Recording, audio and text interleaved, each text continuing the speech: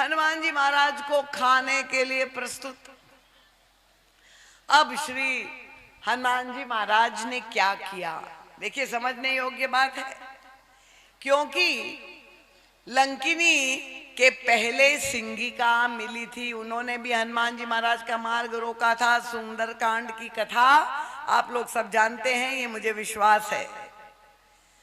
और हनुमान जी ने एक ही क्षण में सिंगिका का वध कर दिया था। ताही मारी मारुत सुत वीरा, बारिधि पार गयो मति धीरा। तो हनुमान जी महाराज चाहते तो ये लंकिनी का भी वध कर सकते थे, कोई कठिन काम नहीं था। पर श्री हनुमान जी महाराज ने ऐसा नहीं किया। क्यों नहीं मार डाला लंकिनी को? हनुमान जी महाराज ने देखा उसका व्यवहार तो बड़ा अपमानजनक था।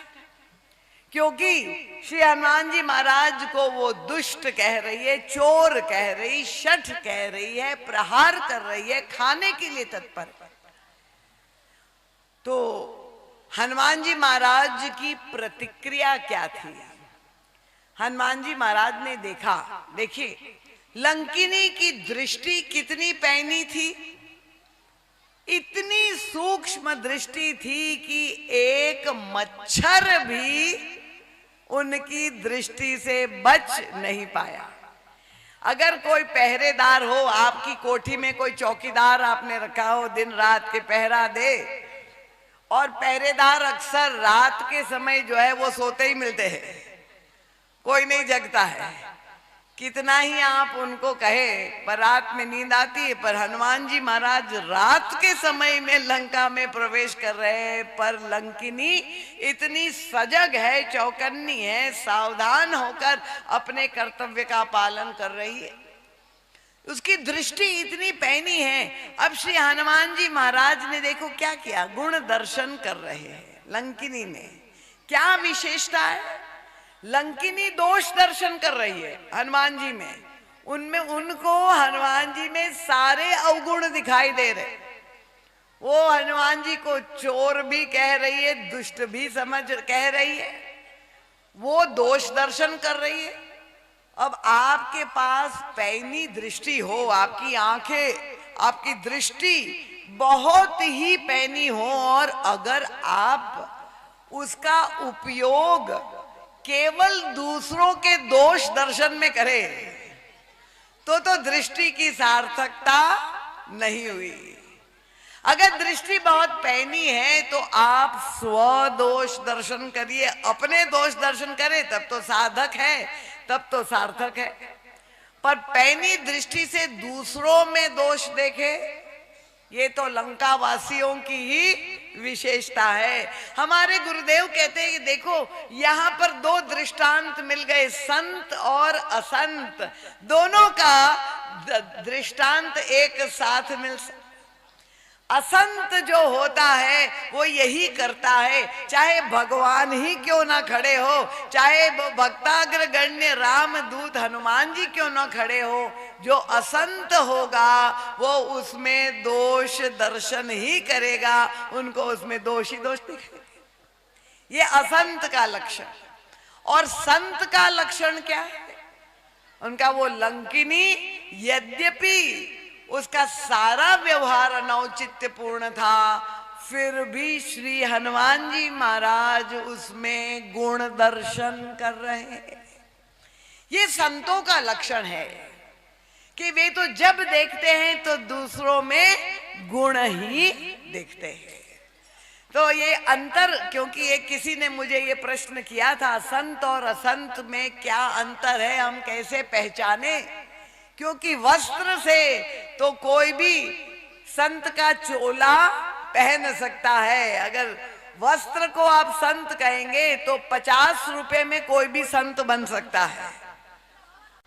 पर संत जो है वस्त्र का नाम नहीं है, वेशभूषा का नाम नहीं है।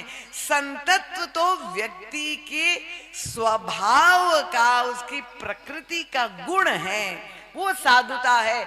और हनुमान जी महाराज के चरित्र में ये दिखाई दे रहा है कि लंकिनी में भी हनुमान जी को गुण दिखाई दे रहे। समझ में आ रहा है? सुन रहे सब लोग सावधानी से। क्या गुण दिखाई दे रहे हनुमान जी को? देखिए, ये तो गोस्वामी तुलसीदास जी ने नहीं लिखा है, हमारे गुरुदेव के पास वो दिव्य दृष्टि है। और तब भी हनुमान जी के अंतर हृदय को भी पढ़ लेते हैं। हनुमान जी को क्या दिखाई दिया? पहला गुण कि ये लंकिनी जो है दृष्टि कितनी पैनी है, ये विशेषता है दृष्टि का। अगर हमारी दृष्टि धुंधली हो तो हमें सत्य नहीं दिखाई देगा। तो दृष्टि तो इसकी बड़ी सूक्ष्म है, ये एक गुण है। दूसरा गुण है कि वो अपने कर्तव्य के प्रति इतनी निष्ठावान है कि रात के समय में भी चौकीदारी कितनी सजगता से कर रही है। दूसरा गुण है कर्तव्यनिष्ठ है, धर्मनिष्ठ है। तीसरा गुण वो कितनी वफादार है अपने राजा के प्रति, उसकी जो स्वामी भक्ति है वो प्रशंसनीय है। और इसीलिए वे वो पहरा दे रही है सजगता पूर्वक। स्वामी भक्ति भी उसकी अद्भुत है। श्री हनुमान जी महाराज ने को लगा कि ये मारने योग्य नहीं है, और क्योंकि इतनी रजोगुणी है तो क्यों ना इससे कोई संवाद हो जाए, कोई वार्तालाप हो जाए। हनुमान जी ने लंकिनी को प्रश्न पूछ दिया, सुनो लंकिनी, लंका में कोई अकाल पड़ा है? प्रश्न पूछा। अकाल आप समझते हैं कि नहीं? अकाल किसको कहते हैं? जब वर्षा नहीं होती है, जब खाने भोजन पानी की सामग्री नहीं मिलती है तो कहते हैं ये अकाल पड़ गया। तो हनुमान जी ने लंकिनी से पूछा, लंकिनी बताओ यहां अकाल पड़ा हुआ है? अब लंकिनी ने जैसा ही प्रश्न सुना इतनी क्रुद्ध हो गई, स्वभाव से रजोगुणी थी। उसने कहा, ए मच्छर, तू क्या समझता है? इतना समृद्धिशाली राष्ट्र, सोने की लंका जगमगा रही है, यहाँ किसी भी प्रकार का अभाव नहीं है, तुम कैसे समझ रहे हो कि यहाँ अकाल पड़ गया? हनुमान जी ने धीरे से कहा, नहीं लंकिनी, मुझे ऐसा लगा कि खाने पीने का सामान नहीं होगा तभी तो तुम मुझे खाना चाहती हो। अगर खाने पीने का सामान होता तो मुझे क्यों खाती?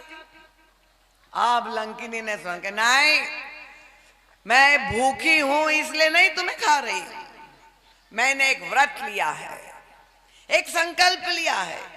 क्या व्रत लिया है उनका? मैं लंका से चौर्य वृत्ति को समाप्त कर दूंगी, मैं केवल चोरों को खाती हूं। और तुम रात के समय में छिप करके धीरे से प्रवेश कर रहे हो, मेरी उपस्थिति की अवहेलना करके तुम देख रहे हो कि मैं यहाँ रक्षिका हूं, पर तुम चुपके से चोरों की भांति अंदर घुस रहे हो, बिना मेरी अनुमति के तुम जा रहे हो, इसलिए तुम चोर हो और मैं तुमको खाऊंगी।